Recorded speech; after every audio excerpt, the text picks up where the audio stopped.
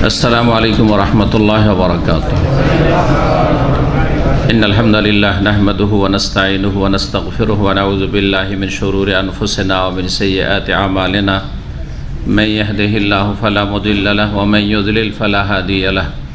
व अशहदु अल्ला इलाहा इल्लल्लाहु वहदहु ला शरीका लहु व अशहदु अन्ना मुहम्मदन अब्दुहु व रसूलुहु सल्लल्लाहु तआला अलैहि व अला आलिहि व सहबिहि व सल्लम तस्लीमन कसीरा।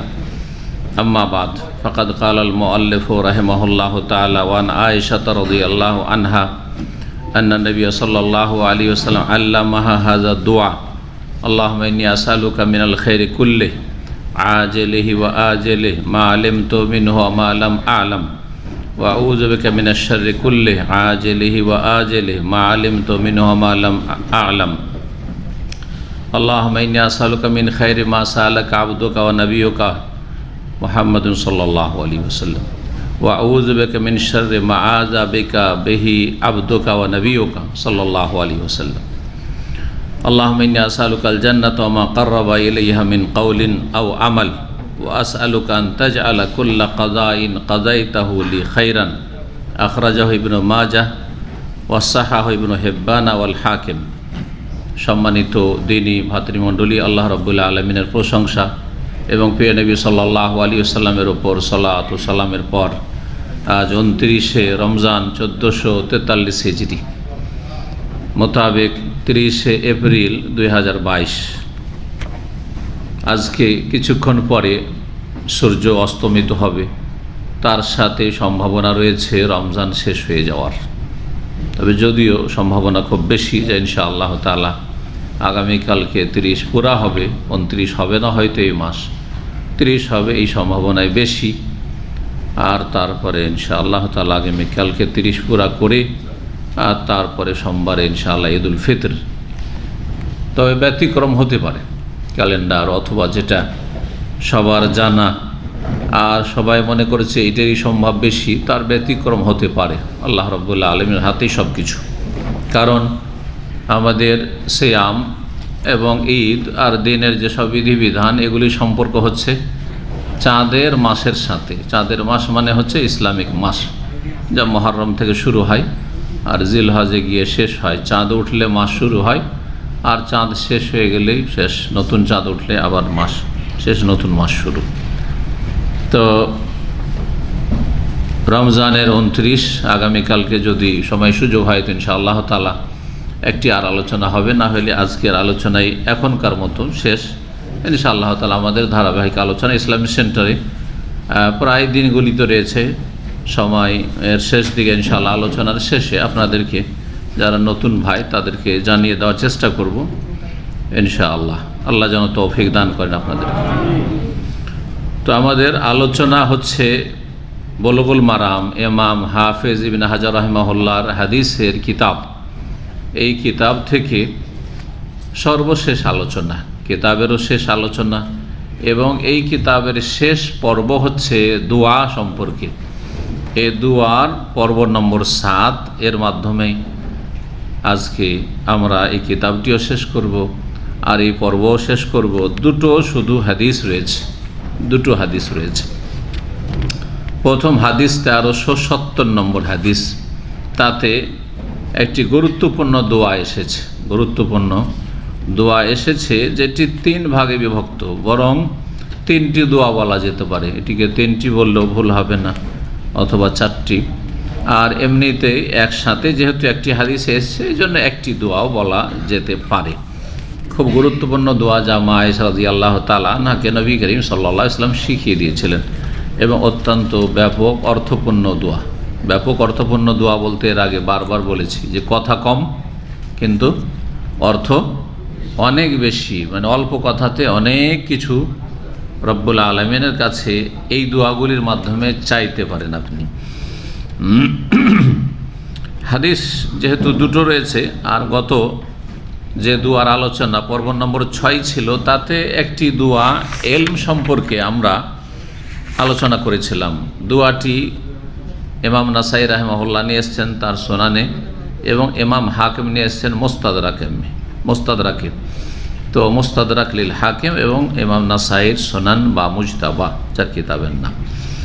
আনাস রাদিয়াল্লাহু তাআলা আনহু থেকে বর্ণিত হাদিস ইলম চাওয়া সম্পর্কে এবং উপকারী ইলম চাওয়া সম্পর্কে। আল্লাহুম্মা আনফা'নি বিমা আল্লামতানি, আল্লাহ যা আমাদেরকে শিখিয়েছো তা দিয়ে আমাদেরকে উপকৃত করো, যা জানি তাতে যেন আমাদের লাভ হয়। ওয়া আল্লিমনি মা ইয়ানফাউনি, এবং যা আমাদের জন্য উপকারী তা আমাদেরকে শিখাও, যা জানা নেই কিন্তু উপকারী সেগুলি আমাদেরকে শিখার শক্তি দান করো। ওয়ারযুকনি ইলমান ইয়ানফাউনি, এবং এমন ইলম দান করো আমাদেরকে যা আমাদের জন্য উপকারী হয়। উপকারী ইলম এই সম্পর্কে কিছু কথা আজকে আলোচনা করব। উপকারী ইলম, সবচেয়ে বেশি উপকারী ইলম যেটা ইহকাল পরকাল এবং মানুষের সাথে সর্ব অবস্থায় উপকারী, সেটি হচ্ছে শরঈ ইলম, মানে ইসলামী শরিয়ার ইলম, দ্বীনের জ্ঞান। দ্বীনের জ্ঞান, দ্বীনের জ্ঞানের মধ্যে কিছু মৌলিক বিষয় রয়েছে, দ্বীনের মূল বিষয়গুলি, আর কিছু রয়েছে ফুরু মানে শাখা প্রশাখা বিষয়। দ্বীনের মূল বিষয় হচ্ছে আকীদাগত বিষয়, বিশ্বাসগত, ধর্মীয় বিশ্বাস।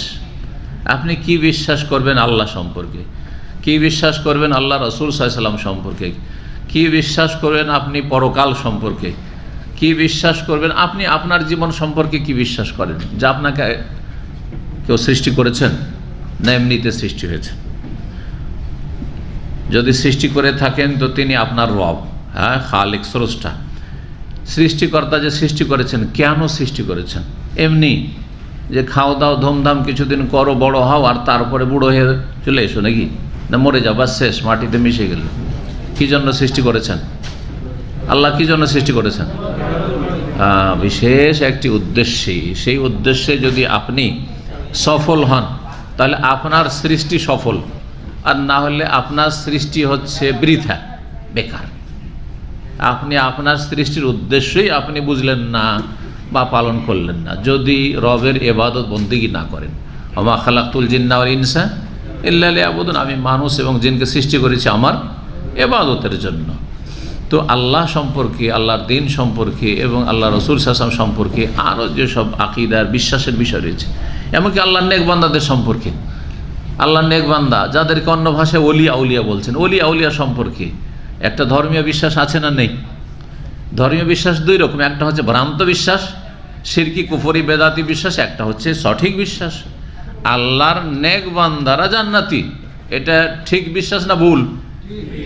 আল্লাহর যারা নেক বান্দা তারা জান্নাতি ইনশাআল্লাহ, তাই না? ফালা খাউফুন আলাইহিম ওয়ালা হুম ইয়াহজানুন, তাদের কোনো চিন্তা নেই, তাদের ভয় নেই। কিন্তু আল্লাহর ওলিরা মরে না, এই বিশ্বাস ঠিক না ভুল? ভুল। আল্লাহর ওলিরা দিতে পারে, ঠিক না ভুল? আল্লাহর ওলিরা অসাধারণ ক্ষমতা রাখে, ভুল না?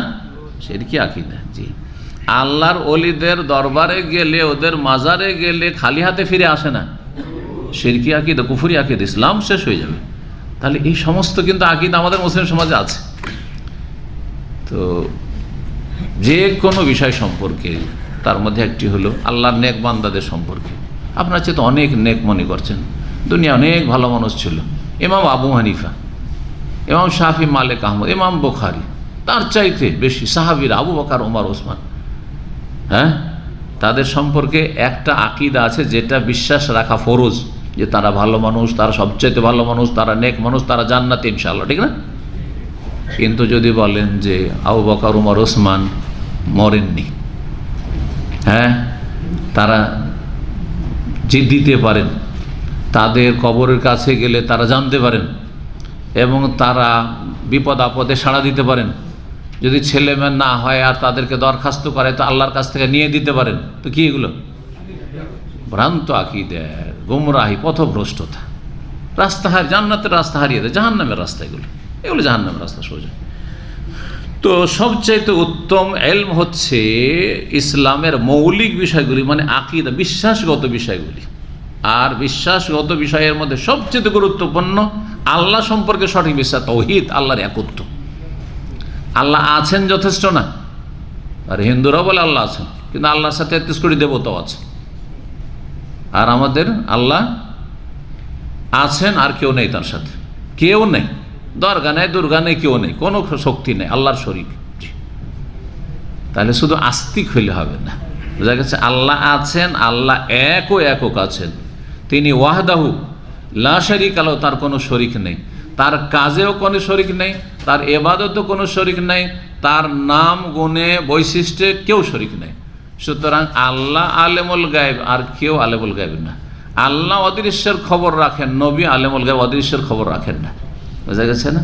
চোখের আড়ালের খবর একমাত্র আল্লাহ জানেন, আল্লাহ ছাড়া কেউ জানেন না। জি, হারিয়ে গেছে, ছেলে হারিয়ে গেছে, হ্যাঁ গরু চুরি হয়ে গেছে, টাকা পয়সা আপনার রুম থেকে হারিয়ে গেছে, ওনা হাত চালাচ্ছেন অথবা বাটি চালাচ্ছেন, হ্যাঁ দিয়ে তখন হ্যাঁ চোর ধরছেন, করছেন আমাদের দেশের লোকেরা, হিন্দুরা করছে না, এক শ্রেণী মুসলিমরা করছে, এগুলো বিশ্বাস করে। আল্লাহ না করে যদি কারো ঘরে ওই বাটি চলে যায় বা যদি হাত চলে যায় অমুকের দিকে, আর যদি ও বলে দেয় গণক যে অমুকই চুরি করেছে, অমুক বাড়িতে চুরি হয়ে গেছে, তোর জান বাঁচবে না। যদি গরিব হয় আর অভাবী হয় তো ওর জান বাঁচানো মুশকিল আছে, এমনিতে চোর সাব্যস্ত হয়ে গেল, তো গায়েব কে জানলো? তাহলে তো আল্লাহর সাথে শরিক করে দিলেন আপনি। এই বিশ্বাস যদি করেন তো আল্লাহর সাথে শরিক করে তো মুশরিক হয়ে গেলেন আপনি। কোথায় ইসলাম আছে? এগুলো তো আমাদের সমাজের বিশ্বাস। জি, কোনো তদবির আছে ইসলাম? এমন কোনো তদবির আছে যে কে চোর ধরার তদবির? না, কোনো তদবির নেই। তদবির হচ্ছে যে তোমার টাকা পয়সা লুকিয়ে রাখো। কথা বোঝা গেছে? যেখানে সেখানে রেখে দিও না। 10,000 20,000 রিয়াল রুমে রেখে দিলেন আর তারপরে গোসল করতে চলে গেলেন। কথা হলো নাকি? আপনার রুমে কোনো নিরাপত্তা নেই, আরও সাথীর সঙ্গে বাস করে 10-20,000 নিয়ে এসে রেখে দিচ্ছে, আর বলছে যে চুরি হয়ে গেছে, এখন চোর ধরতে হবে। কী করতে হবে? চাল পড়া খাওয়াইতে হবে। বুঝলেন না? আমাদের দেশে চাল পড়া খাওয়াইলে এই মুখ দিয়ে রক্ত উঠতে শুরু হবে। এইগুলো আমাদের দেশে ইসলাম? এগুলো ইসলাম আছে কোথাও? কোথাও নেই সব। তা ইসলামের নামে জালিয়াতি। তো এই আকিদাতে আসল এলেমেই তো আমাদের ভেজাল। এলেমেই যখন ভেজাল তো আকিদা তো বিশ্বাসও ভেজাল, আমলেও ভেজাল, সব ইসলামে ভেজাল আর ভেজাল। আসল ইসলাম খুঁজে পাই মুশকিল মার্কেটে। এই হচ্ছে অবস্থা। আল্লাহ হেফাজত করুক। জি, কত আর এই ভুল বলবো, কারণ ভুল বলতে বলতে নিজেকে বিরক্তি লাগছে। কিন্তু ভুলের সংশোধনকে ভাইরাস মুক্ত যদি না করেন তো কম্পিউটার ভালো হবে না। ভাইরাস ভরা আছে কম্পিউটারে, আর ভালো ভালো প্রোগ্রাম আপনি তাতে ইনস্টল করছেন, লাভ আছে কিছু? কোনো লাভ নেই। ওই রকমই হচ্ছে ইসলাম। এত যে তারাবি পড়লেন, আর এত যে খতম করলেন, এত যে দান খায়রাত করলেন, এত যে রমজান মাসে নেক আমল করলেন, কিন্তু এখানে শিরকের ভাইরাস ভরা আছে, বেদাতের ভাইরাস ভরা আছে, আল্লাহ সম্পর্কে সঠিক ধারণা নেই, অলিয়া সম্পর্কে সঠিক ধারণা নেই, নবী রসুল সম্পর্কে সঠিক ধারণা নেই, ভ্রান্ত ধারণা। সুতরাং সব বরবাদ হয়ে যাচ্ছে, ভাইরাসে সব নষ্ট করে দিচ্ছে। আল্লাহ হেফাজত করুন। সবচাইতে উত্তম এলেম হচ্ছে শরীয়তের এলেম, আর শরীয়তের মধ্যে আকিদার এলেম, বিশ্বাসের এলেম। তারপরে হচ্ছে ফিকহি মাসাইলের এলেম, ফিকহি মাসলা মাসাইল। কোনোটাই ছোট না, কিন্তু একটা বেশি গুরুত্বপূর্ণ, একটা গুরুত্বপূর্ণ। কোনোটারই গুরুত্ব কম নয়। এই নয় যে আপনি সুন্নতি তরিকায় নামাজ পড়বেন না, যা ইচ্ছা তাই করলেন, যেখানে ইচ্ছা সেখানে হাত বানাইলেন, হাত উঠাইলেন না উঠাইলেন, আমিন জোরে নেই আসতে অসুবিধা নেই, একটা করলিয়া না, এটাও নয়। গুরুত্ব আছে, কিন্তু এর চাইতে অনেক বেশি গুরুত্ব আছে। এগুলোতে ইসলাম যায় না, একটু ভুলভাল আছে, হ্যাঁ দুর্বল আছে, কিন্তু ইসলাম চলে যায় না, নষ্ট হয়ে যায় না। কিন্তু ইসলাম কোথায় চলে যাবে? যদি আল্লাহর সাথে কাউকে শরিক করে দেন, নবী সম্পর্কে ভ্রান্ত আকিদা রাখেন, হ্যাঁ নবী মাটির পয়দাই না, নবী আদম সন্তান না, নবী নূরের পয়দা, নবীর ছায়া ছিল না, নবী হাজির নাজির, নবী মিলাদ মাহফিলে হাজির হয়ে যান, তো বরবাদ করে দিল সব। আকিদার বিশ্বাসের এলেম, তারপরে হচ্ছে শরীয়তের অন্য অন্য মাসলা মাসাইলের এলেম, এটা সবচাইতে উৎকৃষ্ট উত্তম এলেম। তারপরে দুনিয়ার অন্য অন্য যেগুলো উপকারী জ্ঞান, ইমাম সাহেব রাহিমাহুল্লাহ বলছেন যে দুনিয়ার উপকারী জ্ঞানের মধ্যে সবচাইতে উত্তম জ্ঞান হচ্ছে ইসলামী শরিয়ার জ্ঞানের পরে, সেটা হচ্ছে চিকিৎসাবিদ্যা। কারণ মানুষ দুটো জিনিসের নাম, একটা হচ্ছে মানুষের কি আত্মা, রূহ, আর একটা হচ্ছে দেহ। রূহ আর বদন, এই যে বদন দেহ। তো দেহর চাহিদা, দেহর রোগ সারাই কারা? এই শরীরের চিকিৎসকরা, ডাক্তাররা। এটা এই জন্য ভালো এলেম অন্য অন্য এলেমের তুলনায়। কিন্তু দেহের রোগ সারালেন আর রুহের আত্মার রোগ সারালেন না, তো কোনো লাভ নেই। এই দেহে কোনো লাভ নেই, এই দেহ মৃত। সুতরাং রুহের চিকিৎসা, রুহের যেসব রোগ রয়েছে, কলবের যেসব রোগ রয়েছে, এই সব রোগ সারাবার জন্য ওহির এলেম লাগবে, সেটা হচ্ছে কোরআন এবং হাদিসের জ্ঞান। এটা সবচাইতে উৎকৃষ্ট এলেম। এই জন্য আল্লাহর কাছে সবচাইতে বেশি মর্যাদাপূর্ণ হচ্ছে যাদের কাছে আল্লাহর শরীয়তের এলম আছে, কোরআন এবং হাদিসের এলম আছে। মহান আল্লাহ কোরআনে কেন বলছে ওমা ইউতাল হেকমা, যাকে হেকমা দেওয়া হয়েছে। হেকমা মানে কোরআন এবং হাদিসের জ্ঞান। হেকমা মানে হচ্ছে কোরআন হাদিসের জ্ঞান। যাকে কোরআন এবং হাদিসের ওয়াহির জ্ঞান দেওয়া হয়েছে, ফাকাদ উতিয়া খায়রান কাসীরা, তাকে অজস্র কল্যাণ দেওয়া হয়েছে, অজস্র কল্যাণ দেওয়া হয়েছে, তাকে সীমাহীন কল্যাণ ভালাই দেওয়া হয়েছে। আল্লাহ আরও বলেছেন হাল ইয়াস্তাবিল্লাযীনা ইয়ালামুনা ওয়াল্লাযীনা লা ইয়ালামুন, যারা জানে আর যারা জানে না দুটো সমান হইতে পারে? একটা লোক জানে আর একটা লোক জানে না, দুজন সমান? দুইজন উমরা যাচ্ছেন, একজন মাশাআল্লাহ উমরা সম্পর্কে যথেষ্ট জানে, এ টু জেড কী করতে হবে শুরু থেকে সব জানা আছে, কোনো চিন্তা নেই। আর একজন একেবারে জিরো, নতুন এসছেন অথবা পুরাতনে, কিন্তু উমরার কিছুই আইডিয়া নেই। শুনেছেন যে উমরা, আর সেটাও ভুল শুনেছেন, উমরা ছোট হজ, আরে বড় হজ না পড়লে একটা ছোট হজ তো করে আসি, আর তারপরে যাচ্ছেন, কিন্তু কোত্থেকে শুরু করতে তাও জানেন না। একবার সাফাতে আমি আছি, আমার পরিবার বাচ্চাদেরকে নিয়ে সাফা মারা সাই করছি, আর একজন লোক এসে জিজ্ঞাসা করছে যে কোনখান থেকে শুরু করব।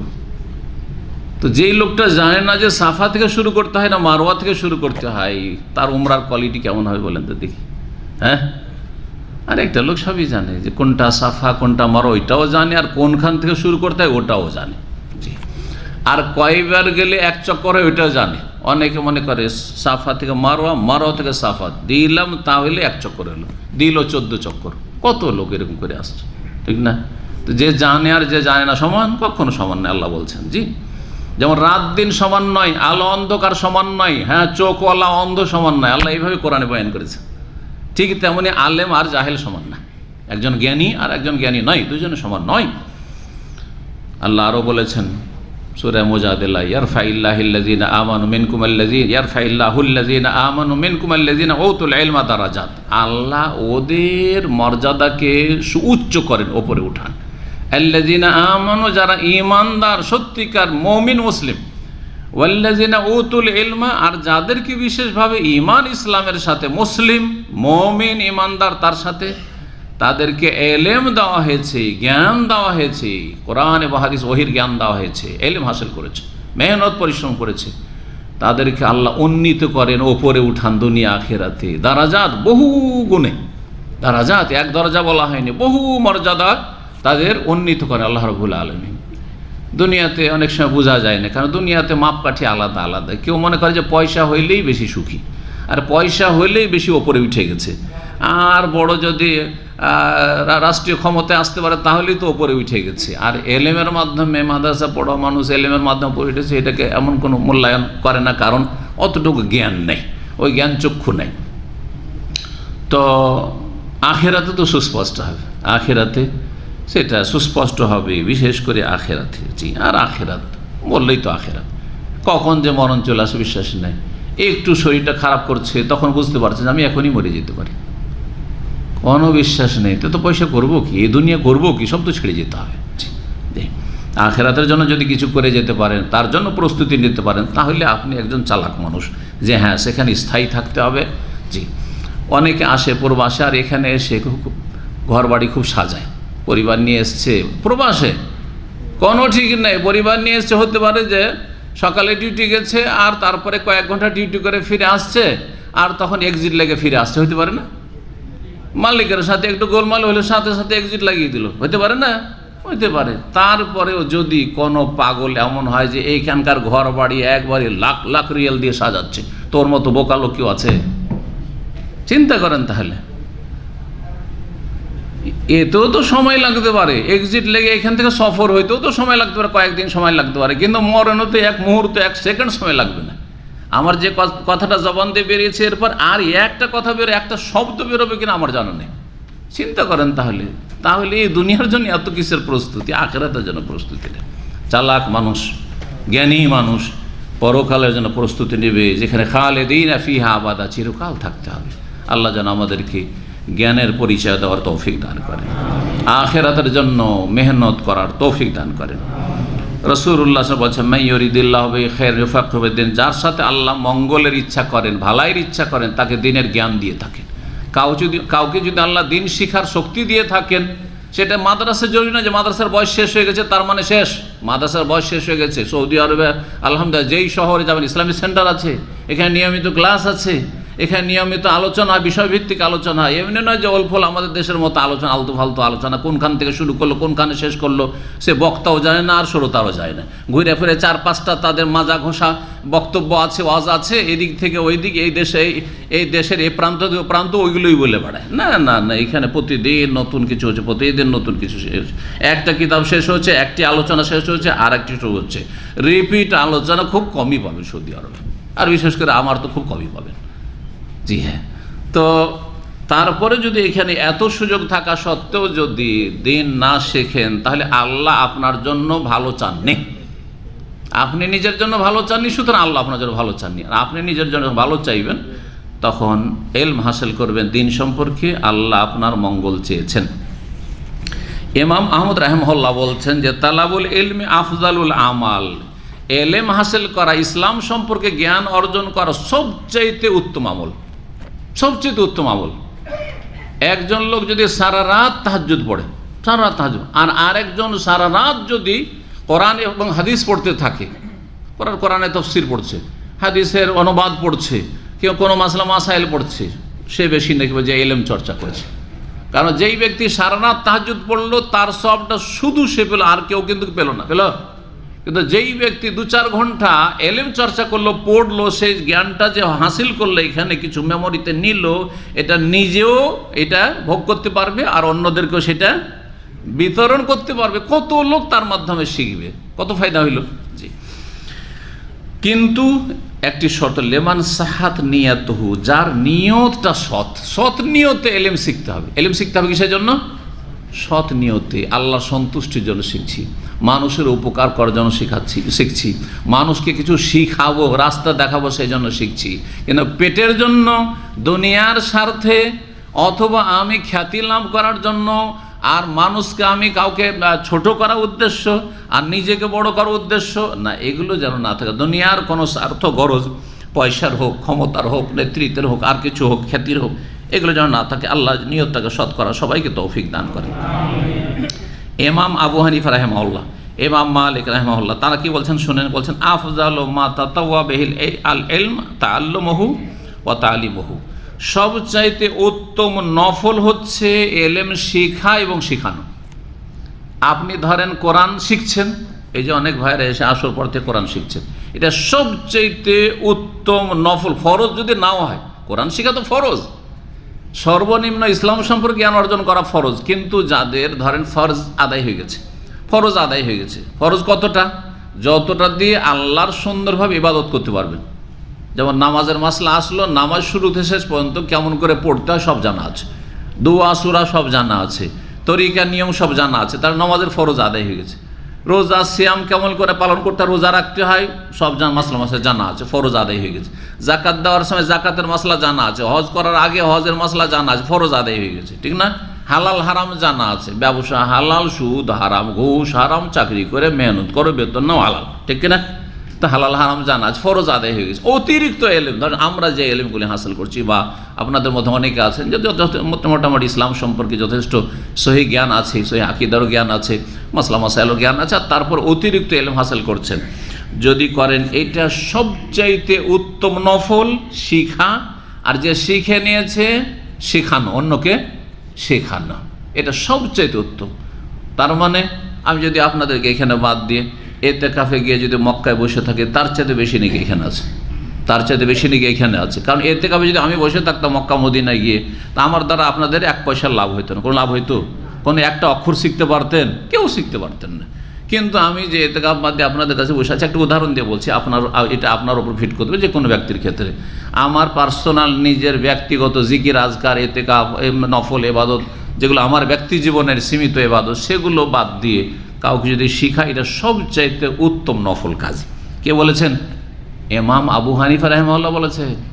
যে 4 ইমামের অন্যতম ইমাম, ইমাম মালিক বলেছেন, 2 ইমাম বলেছেন। ইমাম নবী রাহিমাহুল্লাহ বলছেন সমস্ত সালাফগণ, অর্থাৎ সাহাবায়ে কেরাম, তাবেঈন, তাবেঈন, আইম্মা কেরাম সবাই একমত, ইত্তাফাকাস সালাফ আলা আন্নাল ইশতিগাল বিল ইলমি আফযালু মিনাল ইশতিগাল বিনওয়াফিলিস সালাত ওয়াস সিয়াম ওয়াত তাসবিহ ওয়া নাহওয়ি যালিক। কেউ যদি এলেম চর্চা করে সেটা বেশি উত্তম নফল নামাজ চাইতে, ওয়াসিয়াম নফল রোজার চাইতে, নফল তসবি জিকির আর কাজকারের চাইতে। জি বলছেন ফাহ নুরুল কলুব, কোরআন এবং হাদিসের ওয়াহির জ্ঞান হচ্ছে কলবের হৃদয়ের জ্যোতি, অন্তর আলোকিত হবে এর মাধ্যমে, ইমান তাজা হবে। ওয়াল মিরাসুন নবী, এবং নবীর ছেড়ে যাওয়া সম্পদ। নবী সাল্লাল্লাহু আলাইহি ওয়াসাল্লাম কি ছেড়ে গেছেন? হ্যাঁ, টাকা পয়সা ছেড়ে গেছেন। ওয়াল আম্বিয়া লাম ইউরিসু দিনারান ওয়ালা দিরহামান, হাদিস আছে নবী রসুলগণ কোনো টাকা পয়সা কারোর জন্য ছেড়ে যান না, যা ছেড়ে যান ইন্তেকার সময় থাকে সব সাদকা হয়ে যায়, কেউ যেন না পায়। ইন্নামা ওয়ারাসুল ইলমা, নবী রসুলগণ এলেমের ওয়ারিস বানিয়েছেন, ওহির জ্ঞান। মুসা আলাইহিস সালাম তাওরাতের ওয়ারিস বানিয়েছেন, যে তাওরাত শিখো। নবী সাল্লাল্লাহু আলাইহি ওয়াসাল্লাম কোরআন এবং হাদিসের ওয়ারিস বানিয়ে গেছেন, যারা এই এলেম হাসিল করবে। জি, নবীদের তারা উত্তরাধিকারী। ইলমের ফলাফল কি? এলেম যদি হাসিল করেন এর ফলন কি? সব কিছুর একটা ফলন আছে, তাই না? ফলাফল বলছেন এলেমের ফলাফল হচ্ছে দুইটি। এক হচ্ছে আল ইখলাস লিল্লাহি তাআলা ফি তালাবিহি ওয়া তাহসি, এলেম হাসিল করার ক্ষেত্রে, জ্ঞান অর্জনের ক্ষেত্রে আল্লাহর জন্য ইখলাস, নিষ্ঠাবান হওয়া, আল্লাহর সন্তুষ্টির জন্য, আল্লাহর জন্য শিখছি। কি শিখছি? কি জন্য শিখছি? এলেম শিখছি, ইসলাম সম্পর্কে জ্ঞান অর্জন করছি, কিসের জন্য? আল্লাহর সন্তুষ্টির জন্য, আল্লাহর রেজামন্দি হাসিলের জন্য, আল্লাহর কাছে কিছু পাওয়ার জন্য। এটা হচ্ছে ইখলাস, একমাত্র লিল্লাহ, আল্লাহর জন্য এবং আল্লাহর রাস্তায়, কোনো দুনিয়ার গরজে নয়। দুই নম্বর হচ্ছে ওয়াফিল আমালে বেহি, এলেমের ফলাফল হচ্ছে আমল করা। এলেম শিখে যদি আমল করেন তাহলে ফল পেলেন, না হলে এমন গাছ যে গাছের কোনো ফল হয় না, যে গাছের কোনো ফল। রাস্তাঘাটে মেলা আজকাল দেখছেন না, রাস্তাঘাট সাজানোর জন্য মেলা গাছ আছে, কোনো ফল পায় না। যুগ যুগ ধরে ওই গাছপালা দেখছে রোডের ডানে বামে, কিন্তু বেকার ফালতু গাছ। পশ্চিমে কোন গাছ এসব আজকাল মানুষ লাগাইতে শিখেছে, কিন্তু আমাদের দেশের গাছ, আম গাছ হোক, কাঁঠাল গাছ হোক, হ্যাঁ, আরে কলা গাছই হোক, যে কোনো ফল গাছ হোক, পেয়ারা হোক, ফল দিচ্ছে, তাই না? গাছের ফল থাকে তো লাভ আছে, আর গাছে যদি ফল নাই তো কি লাভ? তো এলেমের ফল হচ্ছে আল্লাহর জন্য হওয়া সেই কাজটি, আর আরেকটা হচ্ছে এলেম অনুযায়ী আমল করা। হাফেজে কোরআন আমল নেই, পাপ। হ্যাঁ, আলেম, হ্যাঁ, অথবা কিছু শিখা ইসলামিক সেন্টারে আসা যাওয়া করছেন, কিন্তু আমল নাই। এখনো মানুষের টাকা পয়সা নিয়ে ধার ধর নিয়ে দেওয়ার নাম কথা নেই, তো কি আমল করলেন, কি সংশোধন করলেন? হ্যাঁ, ইসলাম শিখছেন মাশাআল্লাহ, ইসলাম জানছেন, কিন্তু পরিবর্তন নেই কিছু, ওই রকমই যেমন ছিলেন আগে সেই রকমই, পাপ আর পাপ চলছে জীবনে। তাহলে লাভ নেই, কোনো ফল নেই, এই গাছের কোনো ফল নেই। জি, যাই হোক, হাদিসের দিকে ফিরে আসি, কথা লম্বা হয়ে যাচ্ছে। 1370 নম্বর হাদিস, মা আয়েশা রাদিয়াল্লাহু তাআলা আনহা থেকে বর্ণিত। তিনি বলছেন আন্নান নবী আল্লামাহা হাযাদ, নবী সাল্লাল্লাহু আলাইহি সাল্লাম মা আয়েশা রাদিয়াল্লাহু তাআলা আনহাকে নিজের সবচাইতে প্রিয়তমা স্ত্রী, বরং সমস্ত মানুষের মধ্যে সবচাইতে প্রিয়জন কে ছিলেন নবী সাল্লাল্লাহু আলাইহি সাল্লামের কাছে? একটি হাদিসে আছে যে জিজ্ঞাসা করা হয়, একবার কেউ জিজ্ঞাসা করে, ইয়া রাসূলুল্লাহ আইয়ুন নাস আহাব্বু ইলাইক, আপনার সবচাইতে প্রিয় ব্যক্তি কে? সবচাইতে প্রিয় ব্যক্তি কে? আমর ইবনে আস জিজ্ঞাসা করেছে। আমর ইবনে আস দেখছেন নবী সাল্লাল্লাহু আলাইহি ওয়াসাল্লামকে এত ভালোবাসছেন, ওনার ধারণা যে আমার মতো মনে হয় আর কাউকে ভালোবাসে না। নবী সাল্লাল্লাহু আলাইহি ওয়াসাল্লাম কিন্তু সবাইকে ওইরকম ভালোবাসতেন, ওইরকম। তো যার সাথে এরকম দেখা সাক্ষাৎ হতে হতেন, আমাকে সবচেয়ে বেশি মনে হয় ভালোবাসে। তো এই আশাতে যে আমার নাম হয়তো লিস্টে 1 নম্বরে না আসলে 2 নম্বরে তো আসবে, তো জিজ্ঞাসা করছেন, ইয়া রাসূলুল্লাহ, কে সবচেয়ে প্রিয় আপনার কাছে? তখন বলছেন যে আয়েশা সবচেয়ে প্রিয় আমার কাছে, এই রাদিয়াল্লাহু, তাকে এই দোয়া শিখিয়েছেন। সবচেয়ে প্রিয় মানুষকে এই দোয়া শিখিয়েছেন নবী সাল্লাল্লাহু আলাইহি ওয়াসাল্লাম। তারপরে তখন ভাবছেন, আচ্ছা মহিলার হলো, পুরুষদের মধ্যে মিনার রেজাল ইয়া রাসূলুল্লাহ, পুরুষদের মধ্যে কাকে বেশি ভালোবাসেন? তো বলছে আবুহা, তার বাপকে বেশি ভালোবাসে। তার বাবা কে? আবু বকর সিদ্দিক রাদিয়াল্লাহু তাআলা আনহু ভালোবাসে। আমর ইবনে আস বলছেন যে এর পরে দুই একটা জিজ্ঞাসা, আমি চিন্তা করলাম আর জিজ্ঞাসা করে লাভ নেই, আমার সিরিয়াল আসে কি না আসে কোনো ঠিক নেই। জি হ্যাঁ, তো নবী সাল্লাল্লাহু আলাইহি ওয়াসাল্লাম সবাইকে ভালোবাসতেন। জি, মা আয়েশা রাদিয়াল্লাহু তাআলা আনহাকে এই দোয়া শিখে, আল্লাহুম্মা ইন্নী আসআলুকা মিনাল খায়রি কুল্লিহি, হে আল্লাহ, তোমার কাছে সমস্ত কল্যাণ চাই। আল্লাহু আকবার, সমস্ত কল্যাণ, আর কিছু বাদ থাকলো কিছু বাকি থাকলো? সমস্ত কল্যাণ চাই, দুনিয়ার কল্যাণ, আখিরাতের কল্যাণ। শুধু তাই নয়, আজেলেহি ও আজেলেহি, নগদ আর ধারে। নগদ ধার বুঝলেন? মানে যেটা এখন অথবা আগামী দিনে, চিরকাল, সব সময় সব কল্যাণ চাই। দুনিয়াও চেয়ে নিলেন, আখিরাতও, এতটুকু দিয়ে সব চাওয়া হলো। আল্লাহুম্মা ইন্নী আসআলুকা মিনাল খাইরি কুল্লিহি আজেলিহি ওয়া আজেলিহি মা আলিমতু মিনহু মা লাম আলাম। আল্লাহ জানি আর না জানি, কারণ অনেক কিছু জানি যে এটা আমার জন্য ভালো, কিন্তু অনেক কিছু ভালো আমি জানি না যে এটা আমার জন্য ভালো। আমাদের জ্ঞান এত সীমিত, যেটাকে ভালো মনে করছে নিজের জন্য, ওইটাই হয়তো আমার জন্য খারাপই করবে, ঠিক না? আর অনেক কিছু ভালো আছে যেটা চাইতে চাই, জানি না আল্লাহর কাছে, আল্লাহ ওইটাও দাও। যেটা তুমি জানো যে ভালো, আমি জানি না, সেটাও দাও আল্লাহ। সুবহানাল্লাহ, সব চেয়ে ফেললেন। বহু বচন যদি করেন, আর এখানে যখন দোয়াগুলি কোনোতে করা হয় তখন বহু বচন করা। আল্লাহুম্মা ইন্না নাসআলুকা মিনাল খাইরি কুল্লিহি আজিলিহি ওয়া আজিলিহি মা আলিমনা মিনহু মা লাম না'লাম ওয়া নাউযু বিকা মিনাশ শাররি কুল্লিহি আজিলিহি ওয়া আজিলিহি মা আলিমনা মিনহু মা লাম না'লাম। তরজমা করি, হাদিসটার এক বচন করি যেহেতু হাদিসে এক বচন এসেছে। আল্লাহুম্মা ইন্নী আসআলুকা মিন খাইরি ওয়া আউযু বিকা মিনাশ শাররি কুল্লিহি। হে আল্লাহ, তোমার কাছে সমস্ত অনিষ্ট থেকে, সমস্ত খারাপ বস্তু থেকে আশ্রয় কামনা করি। কুল্লিহি, সমস্ত খারাপ থেকে আশ্রয়, সমস্ত খারাপ, কিছু বাদ থাকলো। যদি আমার উপরে কেউ জালেম হয়, সেই জালেমের অনিষ্ট খারাপ থেকে। আমার প্রতিবেশী যদি খারাপ হয়, মানুষ খারাপ হয়, খারাপ জিন থেকে, খারাপ পশু পাখি থেকে, খারাপ কীট পতঙ্গ থেকে, খারাপ সাথী সঙ্গীতে, খারাপ কলিগ থেকে, খারাপ বস থেকে, খারাপ আমার অধীনে যারা চাকরি করে তাদের থেকে, ইত্যাদি ইত্যাদি। রাস্তাঘাটে চলতে ফিরতে যেখানে যত খারাপ আছে, সমস্ত খারাপের অনিষ্ট থেকে কি চাই? আল্লাহ তোমার কাছে আশ্রয় চাই, তুমি রক্ষা করো, কোনো কিছুই যেন আমার ক্ষতি না করতে পারে। আল্লাহ সব চেয়ে ফেললেন। ওয়া আউযু বিকা মিনাশ শাররি কুল্লিহি, আল্লাহ তোমার কাছে সমস্ত অনিষ্ট থেকে আমি পানাহা চাই, আশ্রয় চাই। আজেলিহি ওয়া আজেলিহি, সেটা এখন হোক অথবা পরবর্তীতে হোক, সব সময়, দুনিয়া এবং আখিরাত সব সময়। দুনিয়ার হয়ে গেল, আখিরাতের যা আমাদের জন্য ক্ষতি করে, কি? যে কোনো আযাব, যে কোনো শাস্তি, হ্যাঁ, কড়া হিসাব, আল্লাহর পক্ষ থেকে হিসাব শুরু হয়ে যায়, কবরের আযাব, হ্যাঁ, কবরের প্রশ্ন উত্তর না দিতে পারা, তারপরে জাহান্নামে চলে যাওয়া, ইত্যাদি ইত্যাদি, সমস্ত অনিষ্ট থেকে। মা আলিমতু মিনহু ওয়া মা লাম আ'লাম, আর যা জানি যা জানি না। হয়তো অনেক কিছু খারাপ কিন্তু জানি না, ওকে বন্ধু মনে করছে। এমনও লোক আছে যাদেরকে আমরা মনে করছি খুব হিতাকাঙ্ক্ষী, দরদি, ভিতর আপনার জড় কাটছে, আছে না নেই? আল্লাহ, আমি জানি না যে খারাপ, কিন্তু তুমি জানো আল্লাহ, ওর থেকেও আমি পানা চাই, ওর অনিষ্ট থেকে তোমার আশ্রয় চাই, তুমি আমাকে রক্ষা করিও, যেন ক্ষতি না করতে পারে। এই একটি দোয়া হয়ে গেল। দ্বিতীয় দোয়া ওতে রয়েছে, আল্লাহুম্মা ইন্নী আসআলুকা মিন খাইরি মা সা'আলাকা আবদুকা ওয়া নাবিয়্যুকা সাল্লাল্লাহু আলাইহি ওয়াসাল্লাম। হে আল্লাহ, তোমার কাছে ওই সমস্ত কিছু চাই, ওই সমস্ত কল্যাণ চাই যা তোমার বান্দা, তোমার নবী মুহাম্মদ সাল্লাল্লাহু আলাইহি ওয়াসাল্লাম চেয়েছেন। আল্লাহ, সারা জীবন নবী সাল্লাল্লাহু আলাইহি ওয়াসাল্লাম, নবুয়তের জীবন কত বছর? নবী হওয়ার পরে কত বছর? 23 বছর। 40 বছর বয়সে নবী হয়েছেন, আর 63 বছরে ইন্তেকাল, 23 বছর। 23 বছরের নবী সাল্লাল্লাহু আলাইহি ওয়াসাল্লাম যা চেয়েছেন সব চেয়ে ফেলেন এক কথাতে। কত ব্যাপক অর্থ, চিন্তা করেন।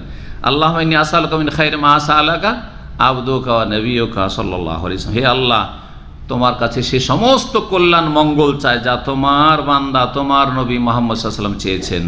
ওয়া আউযু বিকা মিন শাররি মা আযা বিকা, মা আযা আছে আর মাস্তাআযাও আছে।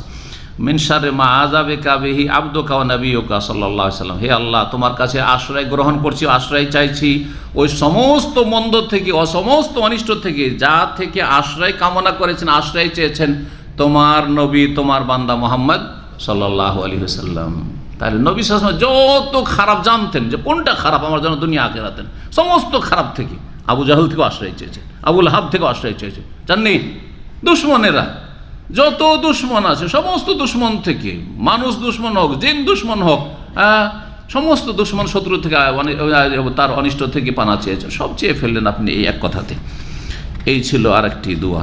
তৃতীয়, আল্লাহুম্মা ইন্নী আসআলুকাল জান্নাত ওয়া মা কাররাবা ইলাইহি মিন কাওলি ওয়া আমাল। হে আল্লাহ, তোমার কাছে জান্নাত চাই এবং জান্নাতের কাছাকাছি যেই কথা কাজগুলি করে দিবে সেগুলি চাই। অর্থাৎ জান্নাতও চাই, আর জান্নাত যাওয়ার মতো নেক আমল চাই, নেক কথা চাই, ভালো কথা বলার তৌফিক দিও, ভালো আমল করার তৌফিক দিও, যাতে করে জান্নাতের কাছাকাছি হইতে পারি। ওয়া আসআলুকা, তারপরে বলছেন ওয়া আউযু বিকা মিনান নার, এখানে সংক্ষেপ করে দিয়েছে, ওখানে রয়েছে ওয়া আউযু বিকা মিনান নার, আল্লাহ জাহান্নামের আগুন থেকে আশ্রয় চাই।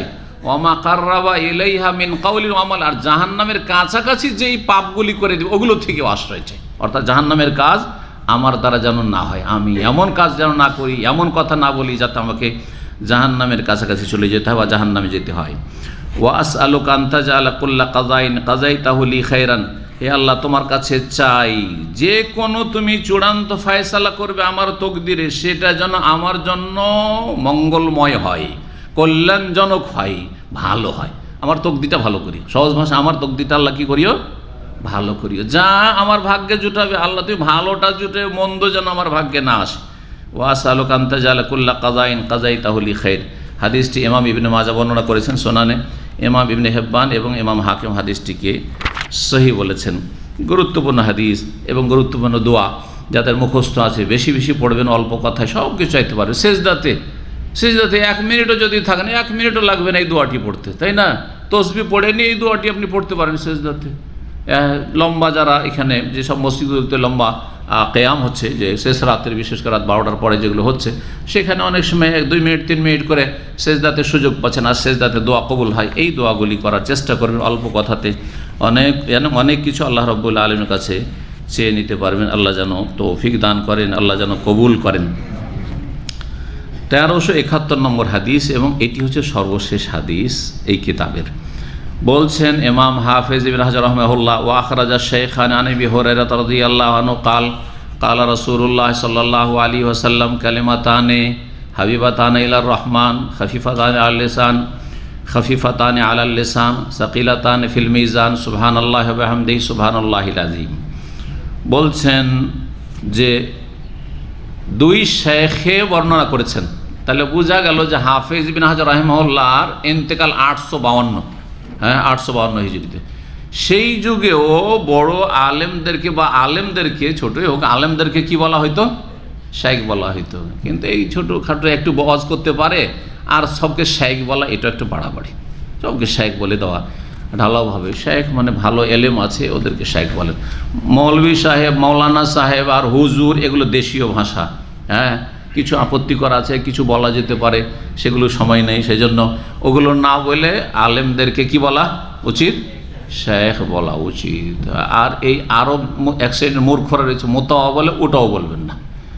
কথা বুঝতে পারছেন না? যেমন আমাদের দেশের মূর্খরা অথবা ইসলাম বিদ্বেষীরা আলেমদেরকে ব্যঙ্গ করে মোল্লা বলে, অনেকে কিন্তু দাড়িওয়ালাদেরকে ব্যঙ্গ করে মোতাওয়া বলে, যার ফলে এই ভাষাগুলি শিখবেন না। ভালোটা শিখে যান এখান থেকে, মন্দটা শেখার দরকার নেই। কথা বুঝতে পারছেন না আমার?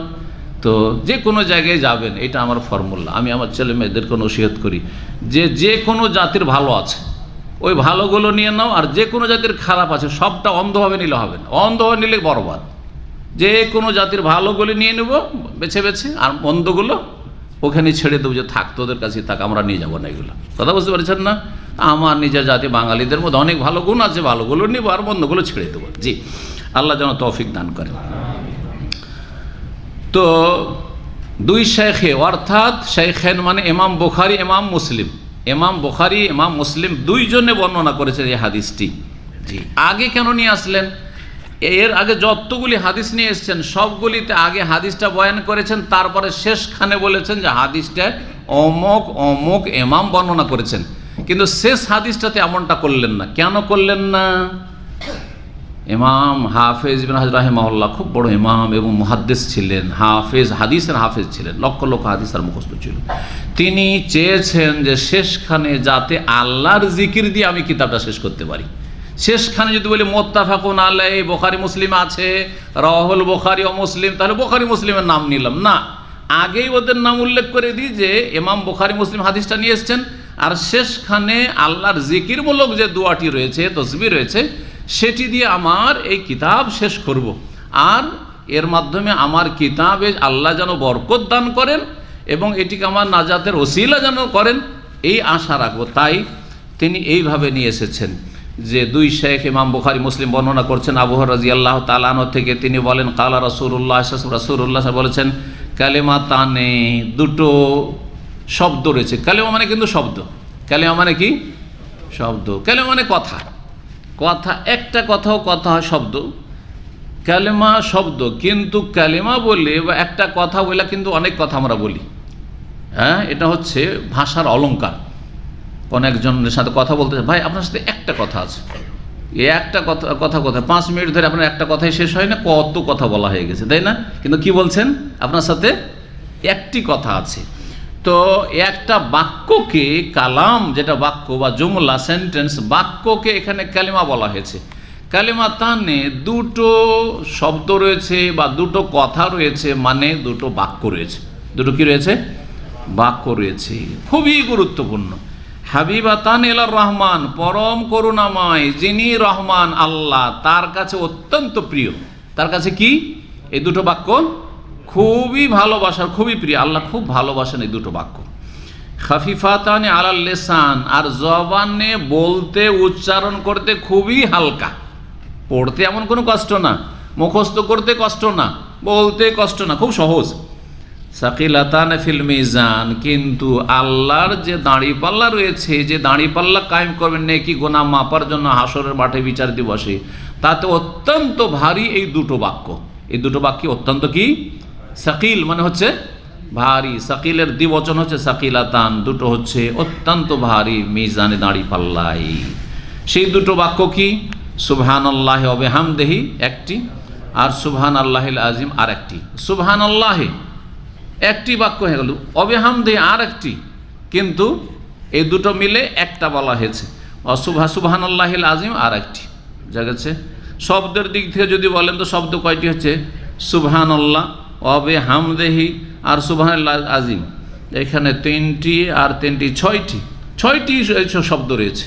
এই 6টি শব্দের সমষ্টিতে দুটো বাক্য রয়েছে, যে দুটো বাক্য সম্পর্কে বলেছে কালিমাতানে, দুটো কথা এমন গুরুত্বপূর্ণ রয়েছে যে গুরুত্বপূর্ণ কথাগুলি আল্লাহর কাছে অত্যন্ত প্রিয়, আর মানুষের উচ্চারণ করতে অত্যন্ত হালকা, সহজ।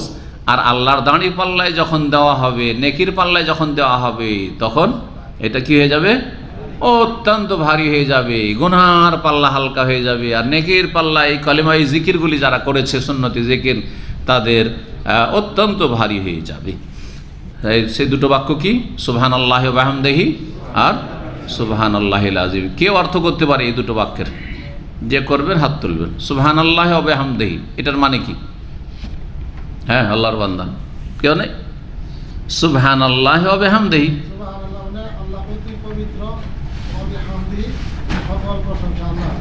সুবহানাল্লাহ মানে হচ্ছে আল্লাহর পবিত্রতা ঘোষণা করছি। ভালো করে শুনে, সুবহানাল্লাহ আসলে ছিল ওসাব্বিহু সুবহানাল্লাহ, আমি আল্লাহর পবিত্রতা ঘোষণা করছি সমস্ত ত্রুটি থেকে, সমস্ত দোষ থেকে, সমস্ত ঘাটতি থেকে, সমস্ত দুর্বলতা থেকে আল্লাহর পবিত্রতা কি করছি? ঘোষণা করছি। এটা হলো সুবহানাল্লাহর অর্থ। আর ওয়া বিহামদিহি, তার প্রশংসা বিজড়িত, মানে তার প্রশংসার সাথে সাথে, তার প্রশংসার সাথে সাথে।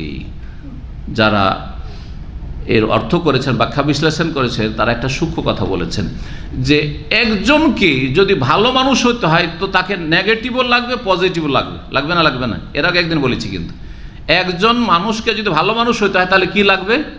নেগেটিভও লাগবে আর পজিটিভ লাগবে। কি নেগেটিভ? নেগেটিভ মানে আপনার মধ্যে খারাপ কিছু নাই, এটা লাগবে। আর আপনার মধ্যে ভালো গুণগুলি অনেক আছে, এটা লাগবে। তাহলে আপনি ভালো মানুষ। কথা বুঝতে পারছেন না? কিন্তু যদি বলা হয় যে একজন লোক আছে, তার মধ্যে খারাপ কিছু নেই কিন্তু ভালো তেমন নেই, তো ভালো নাকি? অর্ধেকটা ভালো। কি? অর্ধেকটা ভালো।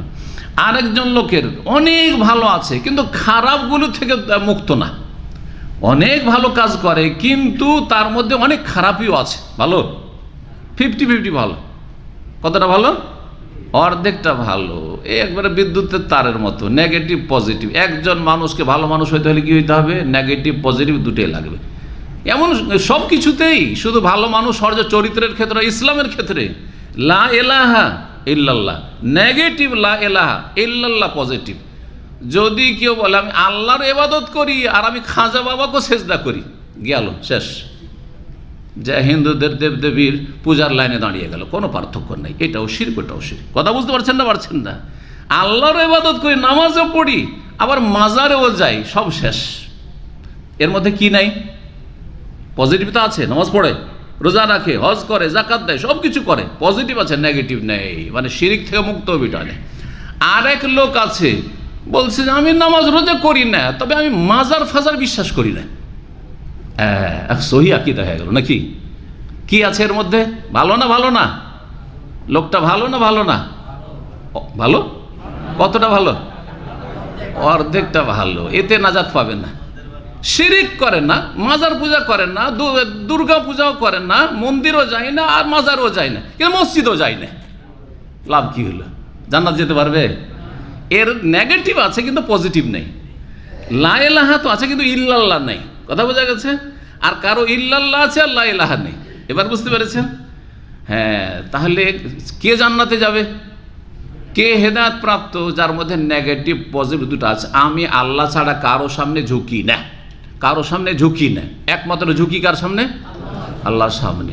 মসজিদের হক ঠিক রেখেছি, আল্লাহর হক ঠিক রেখেছি, এবং আল্লাহ ব্যতীত যত দুর্গা দরগা আছে সবগুলিকে আমি অস্বীকার করেছি। এটা হচ্ছে ইসলাম। এটা হচ্ছে কি? ইসলাম। লা ইলাহা ইল্লাল্লাহ, লা ইলাহা ইল্লাল্লাহ। জি। তো আল্লাহ রাব্বুল আলামিনের সুন্দর সুন্দর গুণ আছে। সুন্দর সুন্দর কি আছে? গুণ আছে। এটা প্রকাশ করলেন ওয়াবে হামদেহি বলে। আল্লাহ তোমার প্রশংসা। প্রশংসা কার করে? যার মধ্যে ভালো থাকে, পজিটিভ আছে বলেই। আর যদি দোষ থাকে তাহলে তো প্রশংসা হবে না। সেজন্য সুবহানাল্লাহ, তোমার মধ্যে দোষও নেই, আল্লাহ কোনো দোষ ত্রুটিও নেই তোমার মধ্যে। আর ওয়াবে হামদি, তোমার মধ্যে সমস্ত পূর্ণ গুণগুলি বৈশিষ্ট্যগুলি আছে। সুতরাং সুবহানাল্লাহি ওয়া বিহামদিহি। জি, আশা করি বুঝতে পেরেছেন। সুবহানাল্লাহিল আযীম, এবং পবিত্রতা ঘোষণা করি সে আল্লাহর যিনি সুউচ্চ সুমহান, আযীম যিনি, মহান যিনি, যিনি মহান আল্লাহ, তার কি করি? তাসবিহ পাঠ করি, মানে পবিত্রতা ঘোষণা করি। সুবহানাল্লাহি ওয়া বিহামদিহি, সুবহানাল্লাহিল আযীম। এখান থেকে একটি আকীদার বিষয় আমরা জানতে পারলাম। সেটা হচ্ছে যে কিয়ামতের দিনে দাঁড়িপাল্লা আল্লাহ কায়েম করবেন। দাঁড়িপাল্লা কি করবেন? কায়েম করবেন। কেউ যদি বিশ্বাস না করে, বলছে দাঁড়িপাল্লা আবার কিসের, তাহলে সে কাফের হয়ে যাবে। কারণ কোরআনে আল্লাহ দাঁড়িপাল্লার কথা, নাযাউল মাওয়াজিন আল কিসতা লিয়াউমিল কিয়ামা, কিয়ামতের দিনে আমি ইনসাফের সুবিচারের দাঁড়িপাল্লা কায়েম করব, আল্লাহ বলেছেন। আচ্ছা, দাঁড়িপাল্লাতে কি ওজন হবে? হ্যাঁ, নেকি, শুধু নেকি, গুনাহ ওজন হবে না? দুটা পাল্লা, একটা তো পাল্লা হয় না। এক পাল্লাতে নেকি, আর এক পাল্লাতে গুনাহ ওজন হবে। তো নেকি আর গুনাহ এগুলো তো দেখা যায় না, এগুলোর কোনো ওজন আছে নাকি? কেমন করে ওজন করবেন? হ্যাঁ, যদিও সায়েন্সের যুগে এগুলোকে কেউ অবিশ্বাস করবে না, কারণ সায়েন্সের যুগে এই যে বাতাস, এটা ওজন হচ্ছে, এই যে ওজন হচ্ছে, ওইখানে কুলিং কত আছে, রুম টেম্পারেচার কত আছে, ওখানে দেখা যাচ্ছে না? 24-এ আছে না 20-এ আছে, সব দেখতে পাচ্ছেন। তার মানে এই একটা যন্ত্রে ওজন করে দিচ্ছে যে এই রুমে কতটা গরম তাপ আছে আর কতটা ঠান্ডা আছে, ঠিক না? সুতরাং যে যা দেখা যায় না, অদৃশ্য আনসিন, তা যে ওজন করা সম্ভব, মানুষই তো করে দিচ্ছে। তো আল্লাহ নেকি আর গুনাহ ওজন করতে সক্ষম, তিনি অবশ্যই সক্ষম। জি, তিনি করবেন। এইটাই হচ্ছে অধিকাংশ মুহাদ্দিসিনদের, সমস্ত মুহাদ্দিসিনদের মত, আহলুল হাদিসদের। আর এটি হচ্ছে অধিকাংশ ইমামদের মত। কেউ কেউ বলেছেন যে না, যেই কাগজগুলিতে নেকি আর গুনাহ লেখা হয়েছে, রেজিস্ট্রি বই, সেই বই পুস্তকগুলো আমলনামা ওজন করা হবে। নেকির আমলনামা চাপানো হবে একদিকে, আর একদিকে গুনহার আমলনামা চাপানো হবে। তো আমলনামা তো ওজন আছে, একটা ওজন নেই। এতে যদি আমল লেখা থাকে তার ওজন আছে না? তাহলে এটা বোধগম্য, সবাই ওই যুগেও বুঝতো। এক যুগে বুঝতো না, সায়েন্স বুঝতো না। এক ধরনের ফিরকা মুতাজিলারা অস্বীকার করেছে নেকি আর গুনাহ কি করে মাপ হয়। না না, মাপ করবেন না, আল্লাহ আন্দাজি জান্নাতে দিবেন, আন্দাজি জাহান্নামে দিবেন, আল্লাহ তো সবই জানছেন। কিন্তু দাঁড়িপাল্লা তারা বিশ্বাস করেনি, এই জন্য দাঁড়িপাল্লা তারা অস্বীকার করেছে গুমরাহ মুতাজিলারা। এখন যারা মুসলিম তারা এটা যুক্তি তো অস্বীকার করবে না। যারা আল্লাহকে বিশ্বাস করে তারা এটা অবিশ্বাস করে। আল্লাহকে না দেখে বিশ্বাস করি, নেকি গুনাহ ওজন কেমন করে হবে আল্লাহ ভালো জানেন, কিন্তু ওজন হবে। কেউ কেউ বলেছেন না, ওই মানুষকে ওজন করা হবে।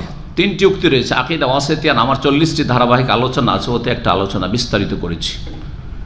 ভালো মানুষকে ওজন করা হবে এক পাল্লা, আর গুনহার পাপী মানুষকে ওজন করা, পাপী মানুষের কোনো ওজনই থাকবে না, ওজনহীন একবারে। আর যারা নেককার মানুষ তারা ওজনসই, এই ওজন হবে, আল্লাহু আলাম, হইতে পারে সব রকম ওজন হবে। যাই হোক, ইমাম হাফেজ বিন রহমতুল্লাহ আলাইহি এই হাদিসের মাধ্যমে এই কিতাবটি শেষ করেছেন। এই ক্ষেত্রে তিনি তার চাইতে বড় ইমাম বুখারী রাহিমাহুল্লাহর তিনি ইক্তেদা করেছেন, অনুসরণ করেছেন। সহিহ বুখারী সম্পর্কে যাদের নলেজ আছে, প্রথম হাদিস কি? ইন্নামাল আমালু বিন্নিয়ত, নিয়তের হাদিস, নিয়তটা ঠিক করে আমার কিতাব পড়তে লাগো। আর শেষ হাদিস কি? শেষ হাদিস এটি, কালিমাতানে হাবিবাতানে ইলার রহমান খফিফাতানে আল লিসান সাকিলাতানে ফিল মিজান সুবহানাল্লাহি ওয়া বিহামদিহি সুবহানাল্লাহ। এটি হচ্ছে বুখারীর শেষ হাদিস। তো ইমাম হাফেজ ইবনে হাজার রাহিমাহুল্লাহ, ইমাম বুখারী আমার সবচেয়ে যেটি সহিহ কিতাব হাদিসে কোরআন কারীমের পরে যার স্থান, সেই কিতাবের লেখনীর বা লেখকের অনুসরণ করে শেষখানে হাদিসটি নিয়ে এসেছেন। এর মাধ্যমে কোরআন কারীমের প্রতিও আমল করেছেন। কারণ নবী সাল্লাল্লাহু আলাইহি ওয়াসাল্লামের ইন্তেকালের কিছুদিন আগে আল্লাহ রাব্বুল আলামিন সূরা ইজা জা নাসরুল্লাহ নাজিল করে। আল্লাহ শেষ দিকে কি নাজিল করেন? সূরা ইজা জা নসর, মক্কা বিজয়ের পরে।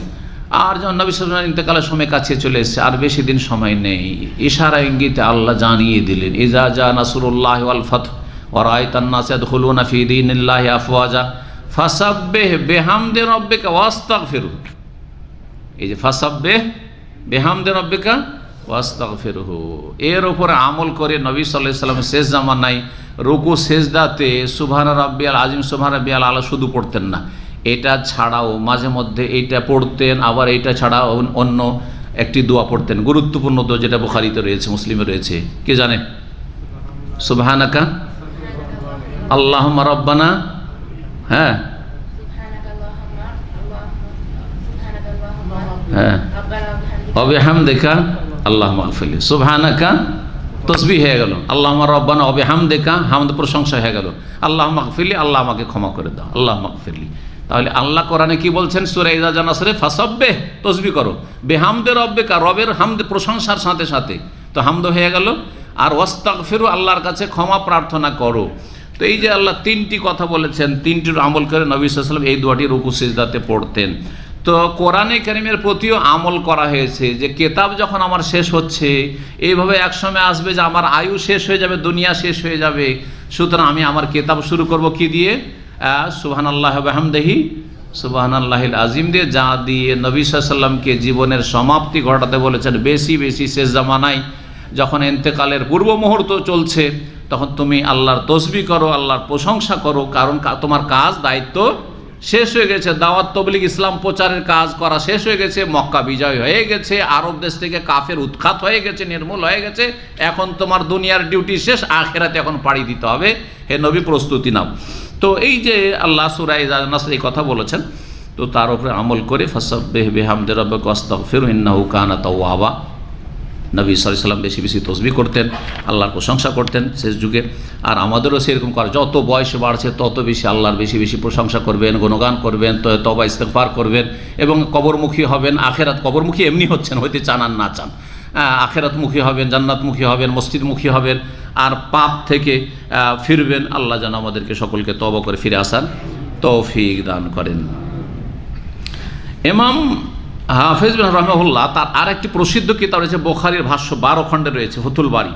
তাতে তিনি বলছেন যে এই যে ফজিলতগুলি, বড় বড় অঙ্কের বা বড় বড় পরিমাণের যে ফজিলত নেকিগুলি রয়েছে, এই যে তসবিহগুলির ওপর, বিভিন্ন জিকিরের ওপর, এগুলো কি সবার জন্য?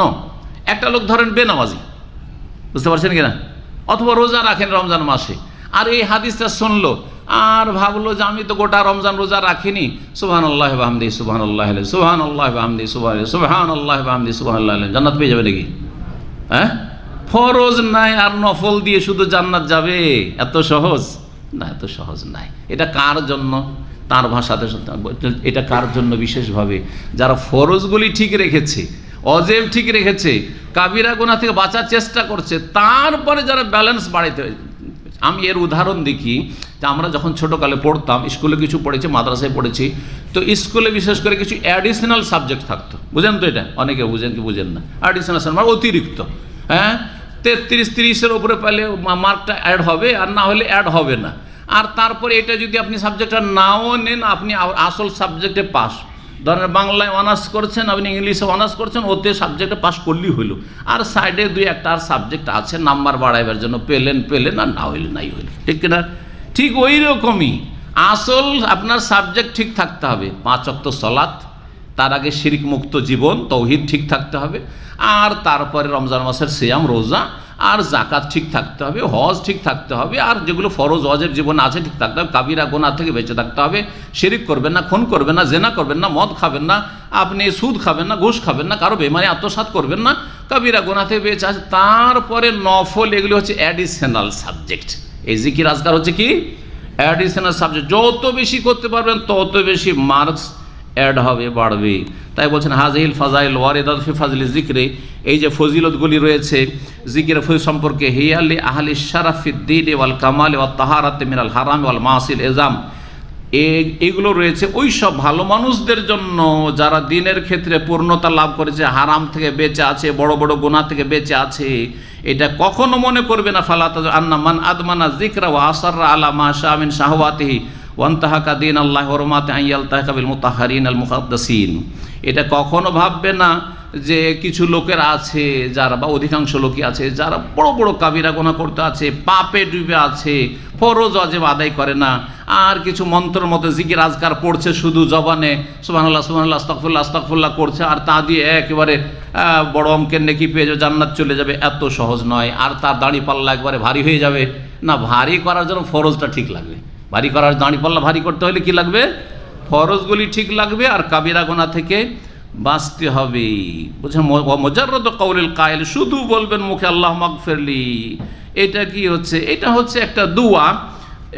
দোয়া আল্লাহ কবুল করতেও পারেন, আবার নাও করতে পারেন। আপনার জীবনটা পাক পবিত্র হবে, ফরজ আদায় হবে, হারাম কাবিরা থেকে বেঁচে থাকবে, বড় গুনাহ থেকে বেঁচে থাকবে, তাহলে আল্লাহ দোয়া কবুল করবেন। আর না হলে এমনি এই নয় যে আমি জিকির আজকার করলাম আর আমি আমার দাঁড়ি পাল্লাকে একবারে নেকির পাল্লাকে ভারী করে দিলাম, এত সহজ নয় বিষয়টি। আল্লাহ যেন বুঝার তৌফিক দান করেন। এখানে আজকের আলোচনা শেষ করছি। ওয়া সাল্লাল্লাহু সাল্লাম আলা নবিয়ানা মুহাম্মদ ওয়া আলা আলিহি ওয়া সাহবিহি আজমাইন।